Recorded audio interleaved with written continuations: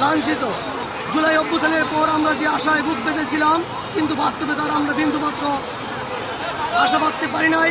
আমরা ভেবেছিলাম যে আমরা একজন শিক্ষা উপদেষ্টা পেয়েছি, আমাদের শিক্ষক, কিন্তু উনি শিক্ষক হয়েও আজ আমাদেরও দুর্দশার কথা একটি মুহূর্ত ভাবেননি।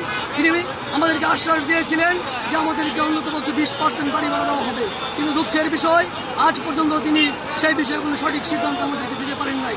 আমাদের কর্মচারীরা 50% উৎসব বোনাস পাচ্ছে, কিন্তু আমাদের 25% থেকে 50% হওয়ার পরে যখন কর্মচারীরা আন্দোলন করেছিল 25% বৃদ্ধি পেয়ে 75% করার জন্য, সেটাও আজ পর্যন্ত কোনো সমাধান তিনি দিতে পারেন নাই।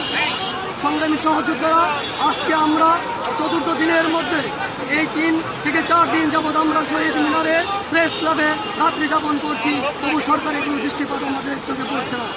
দুঃখের বিষয়, আজকে যদি আমাদের এই শিক্ষকরা রাজপথে দায়িত্ব হয়, তাহলে এই শিক্ষার উন্নয়ন কিভাবে হবে, জাতি কিভাবে স্বর্ণশির পরে আরোহণ করবে তা আমরা বুঝতে পারছি না। একটা শিক্ষক যখন শিক্ষা উপদেষ্টা দায়িত্ব নিচ্ছেন, উনি কিভাবে দায়িত্ব নিয়ে যাবেন আমরা সেটাই বুঝতে পারছি না। সারা বাংলার স্কুল, কলেজ, মাদ্রাসা, সকল শিক্ষা প্রতিষ্ঠান আজ কর্মবিরতিতে রয়েছে। শিক্ষকদের অনিবার্য অনেক ক্ষতি সাধিত হয়েছে, যেটা আমরা পুষিয়ে নেওয়ার মতো নয়।